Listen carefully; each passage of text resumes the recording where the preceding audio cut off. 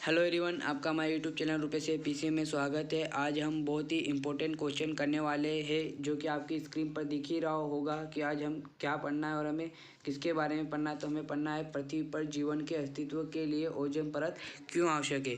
तो हमें आज ओजोन परत के बारे में पढ़ना है। जैसे आप सभी जानते ही होंगे कि ओजोन परत का हमारे जीवन में क्या महत्व है।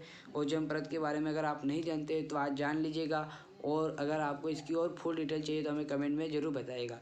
तो देखते हैं ओजोन परत है क्या। तो ओजोन परत से पहले मैं आपको हमारे वायुमंडल की कुछ जानकारी दे देता हूँ। हमारे वायुमंडल में 4 मंडल है। हमारा वायुमंडल 4 मंडलों से मिलकर बना है। पहला है क्षोभ मंडल, दूसरा है समताप मंडल, और तीसरा है मध्य मंडल, और लास्ट है आयन मंडल।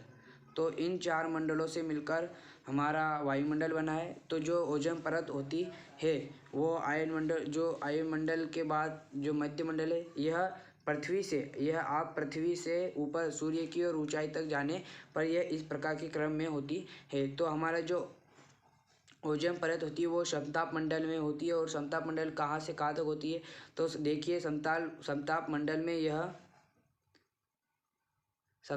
में ये 30 किलोमीटर से 50 किलोमीटर के बीच स्थित होती है। कहाँ से कहाँ तक होती है?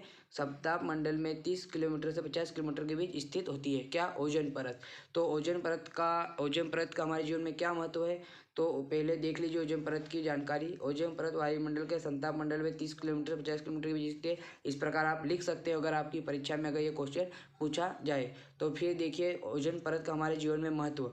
तो ओजोन परत का हमारे जीवन में महत्व है। ओजोन परत सूर्य से आने वाली पराबैंगनी किरणों, जो कि आप सभी को पता है सूर्य से आने वाली पराबैंगनी किरणें, सूर्य से जो किरणें निकलती है, दृश्य किरणें जिसे हम देख पाते हैं, इससे कुछ किरणें पराबैंगनी किरणें भी निकलती है। जो पराबैंगनी किरणें निकलती है वो मनुष्य, जीव जंतु एवं पौधों के लिए कैसी होती है? हानिकारक होती है।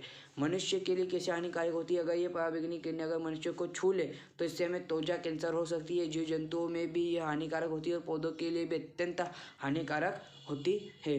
तो जो एक ओजोन परत मतलब जो समताप मंडल में जो परत होती है, हम ये जो परत है, मान लीजिए ये परत है कोई, तो जो ये परत होती है वह सूर्य से आने वाली पराबैंगनी किरणों को, आने वाली किरणों को कैसे कर लेती है? अवशोषित कर लेती है, अर्थात रोक देती है और उन्हें अवशोषित कर लेती है, जिससे ये पृथ्वी तक नहीं आते हैं।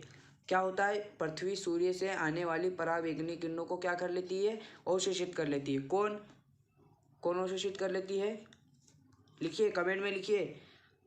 समताप मंडल में स्थित क्या ओजोन परत, कौन सी परत इन्हें अवशोषित कर लेती है? लिखिए, बताइए जरूर। ये हमें ओजोन परत, जो ओजोन परत है वह इन किरणों को क्या कर लेती है? अवशोषित कर लेती है।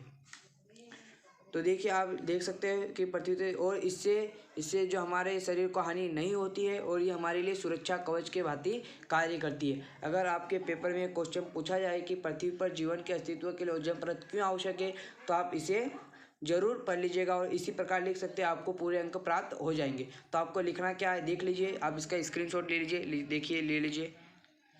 1 2 3 आपने स्क्रीनशॉट ले लिया होगा। मैं एक बार फिर पढ़ देता हूँ कि आपको लिखना क्या है।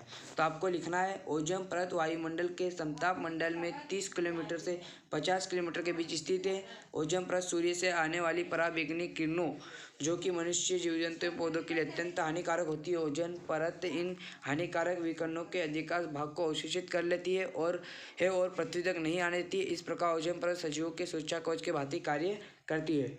अगर आपको यह क्वेश्चन कैसा लगा, मतलब वीडियो कैसा लगा, वो हमें कमेंट बॉक्स में ज़रूर बताइएगा। और अगर आपने अभी तक वीडियो को लाइक नहीं किया तो लाइक कर दीजिए और चैनल को सब्सक्राइब भी कर दीजिए और इस वीडियो को शेयर भी कर दीजिए और हमें कमेंट में ज़रूर बताइएगा कि आपको ये वीडियो कैसा लगा। मिलते हैं अगले वीडियो में। आज के लिए इतना ही। जय हिंद।